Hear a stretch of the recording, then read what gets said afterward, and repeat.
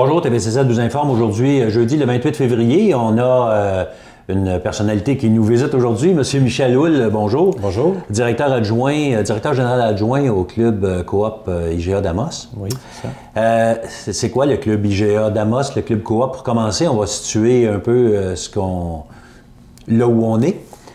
On est dans un marché d'alimentation à Amos. Initialement, c'était le club de coopération alimentaire d'Amos. Ouais. Qui a bien évolué au cours des dernières années. Hein. Ça fait 40 ans cette année. En 2012, ça faisait 40 ans l'existence de la coop. Et maintenant, on est rendu le plus gros marché d'alimentation en Abitibi-Témiscamingue. OK. Tellement gros que là, il y aura une succursale dans l'ouest de la ville, le deuxième magasin d'alimentation.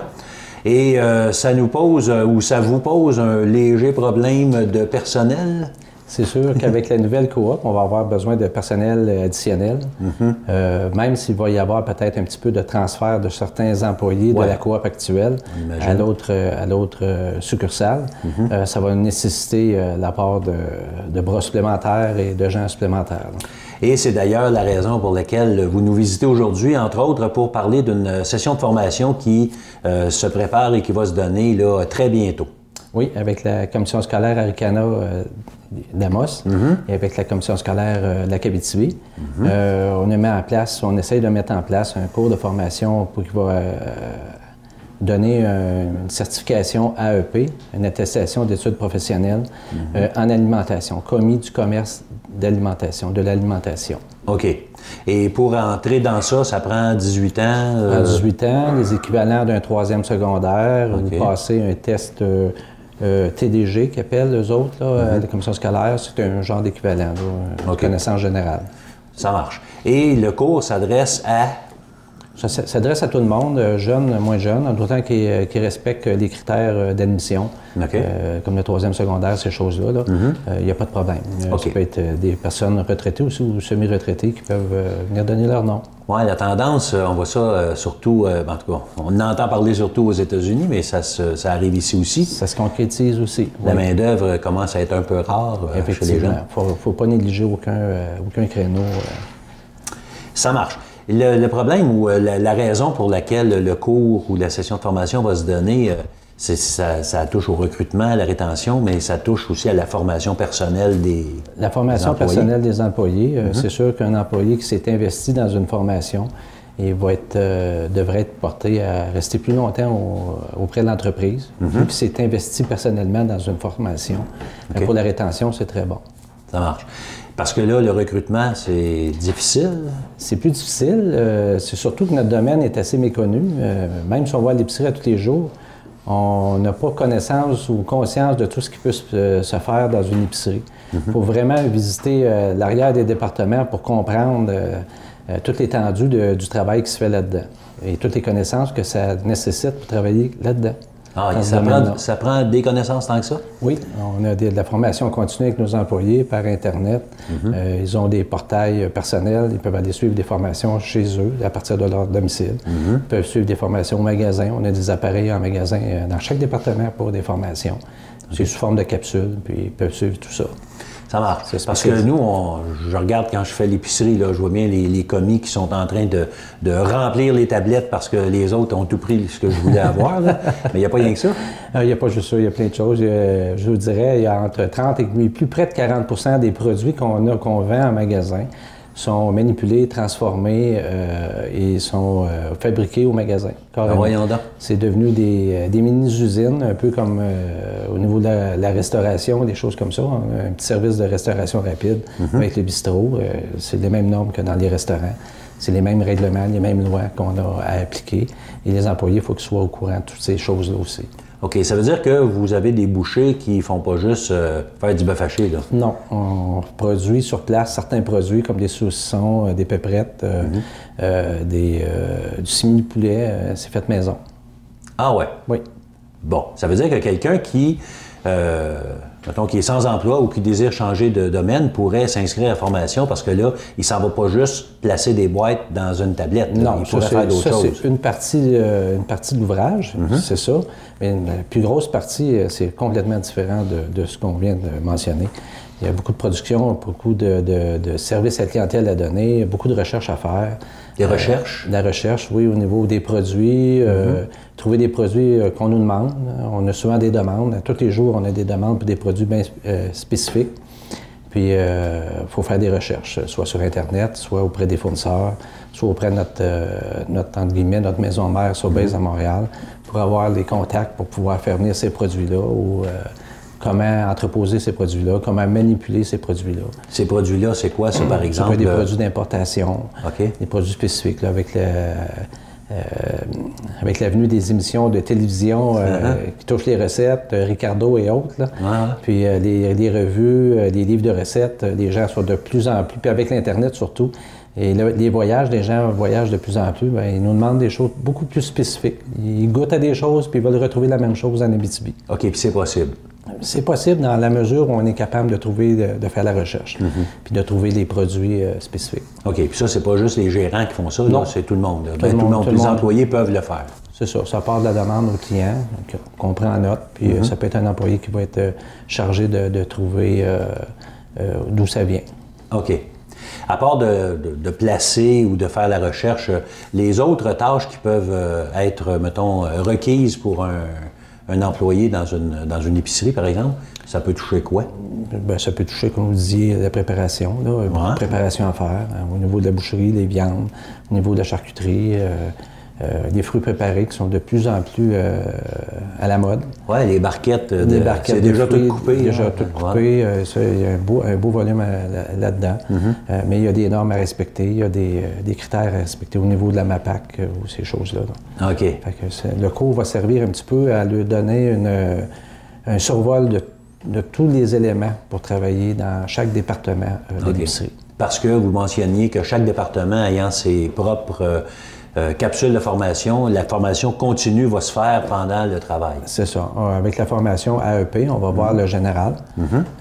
Ils vont avoir la chance de travailler en magasin, d'interagir avec les gens en magasin, de voir quel genre d'ouvrage ou c'est quoi qui est requis pour travailler dans ces différents départements-là.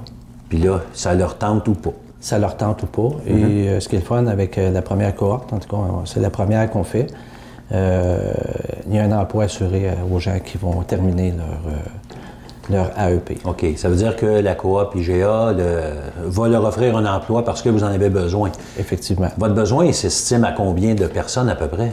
Les nouveaux emplois Pour à cause...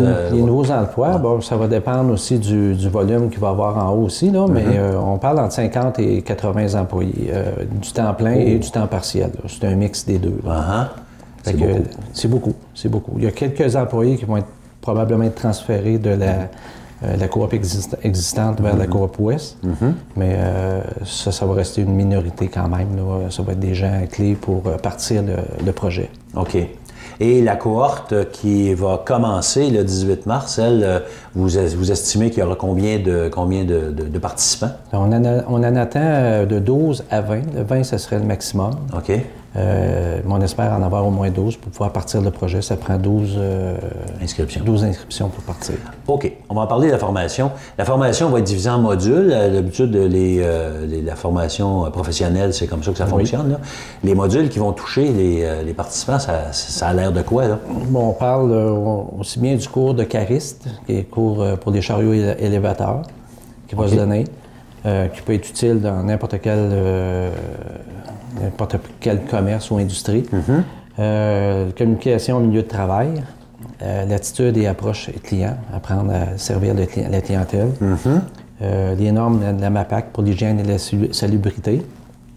Il va y avoir le comptoir, les caisses et courtoisie et tous les autres départements, la boulangerie, charcuterie, épicerie. Puis là, l'affaire intéressante que je me souviens d'avoir faite quand j'ai déjà travaillé dans un commerce, l'inventaire. L'inventaire, c'est ça, plate. Ils vont avoir... non, c'est pas plate. Ça dépend comment on le prend. Oui, c'est ça. Il faut que ça se fasse de temps en temps pour savoir où on s'en va. Les gens vont avoir des notions au niveau des inventaires, au niveau de l'administration un petit peu aussi. OK. Et puis, ils vont être appelés, s'ils restent avec nous, à évoluer là-dedans. Il y a beaucoup de possibilités d'avancement dans le milieu alimentaire, que ce soit à coop ou que ce soit chez les compétiteurs aussi. Là. On ne se cachera pas. Là, les gens qui viennent suivre la AEP, cette formation-là va être bonne pour à peu près tous les commerces de détail. Parce qu'ils vont voir, ils vont voir aussi spécifiquement ce qui se passe dans l'alimentation, mais les mêmes données sont transférables dans d'autres sortes de commerces. OK. Dans toutes les affaires de sécurité, d'hygiène, de toute façon, c'est les mêmes. Oui, c'est les mêmes, sans doute. Une formation comme ça dure combien de temps? Ça dure 12 semaines. C'est assez concentré sur 450 heures de formation. Ça commence le 18 mars? Ça commence le 18 mars. OK. Fait que là, les personnes qui vont être sélectionnées, est-ce qu'il y a un processus pour, mettons, ça m'intéresserait, là, je ferais quoi? Bien, il faut entrer en contact avec la commission scolaire Arcana. OK. Monsieur Luc Cloutier, c'est ça. Mercier? Mercier, excusez-moi, Luc Mercier. Et c'est au 819-732-6563 au poste 3360, si je ne me trompe pas, c'est ça. Ils vont vous donner tous les renseignements nécessaires à l'inscription et au processus. Là. OK. Cette affiche-là, de toute façon, est déjà parue un peu partout en ville. On a commencé. On a une grosse affiche au magasin. On a un magasin, on en distribue dans les sacs d'épicerie. On en met dans les sacs d'épicerie. On va en distribuer partout où on peut la distribuer. OK. Au Centre local d'emploi, au Service Canada, etc.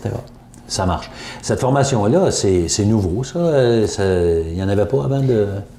Pas dans ce sens-là. On a regardé, puis ça n'existait pas. Il y a eu quelque chose qui s'est fait dans une coop aussi, dans la région de Rivière-du-Loup, je me souviens bien, qui ressemblait un petit peu à ça. C'était plus des stages en entreprise, par exemple. OK. Mais c'est relativement nouveau. Et la formation va se donner, parce que vous parlez de stage en entreprise, elle se donne de façon théorique ou plus pratique? Il va y avoir une partie théorique qui va se donner dans les locaux de la commission scolaire, ça c'est sûr. Puis il y a aussi le cours de charisme, la partie pour les chariots élévateurs qui va se donner là. Mais la plus grosse partie va se faire en magasin. Okay. Avec des interactions avec les gens dans les départements, pour que les gens puissent comprendre aussi qu'est-ce qui se passe dans ces départements-là, puis voir leurs aptitudes et leurs préférences aussi. Et leur capacité, est-ce que ça prend quelqu'un de style Schwarzenegger pour transporter? Ça, c'est un autre chimère qu'il faut tasser. Là. On est bien équipé avec les caisses et les chariots et tout ce qu'on a comme matériel travaillé, c'est plus comme c'était. C'est sûr que ça prend un minimum de capacité physique, mais c'est plus comme c'était dans le temps, là, avec des caisses de 100 livres, là, ça n'existe plus. Je pense que les compagnies se sont adaptées avec les années. OK.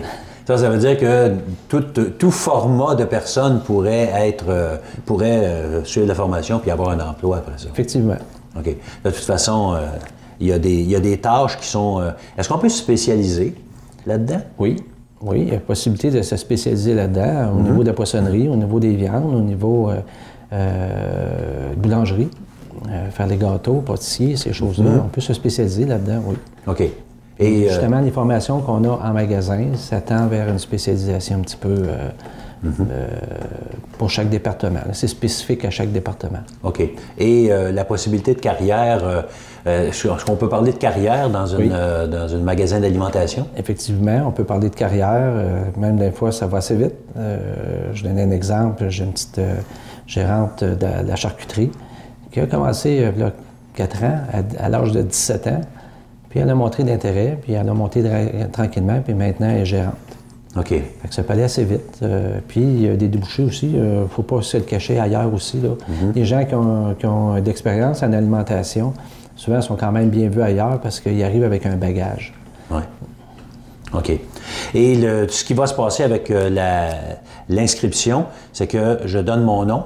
732-6563 au poste 3360. Et là, il y a un processus de sélection où je suis pas mal certain, si j'ai 18 ans puis secondaire 3. La première étape, c'est les critères de sélection. Puis il va y avoir une petite entrevue aussi pour la sélection des gens qui vont être admissibles. OK. Et après ça, ça commence le 18 mars et ça va se terminer 12 semaines plus tard. 12 semaines plus tard. Après, avec une attestation. Une attestation d'études professionnelles. Ça marche. Fait que, est-ce qu'on a oublié des choses pour intéresser les futurs commis d'épicerie? C'est comme ça qu'on appelle ça? Commis d'épicerie? Oui, non.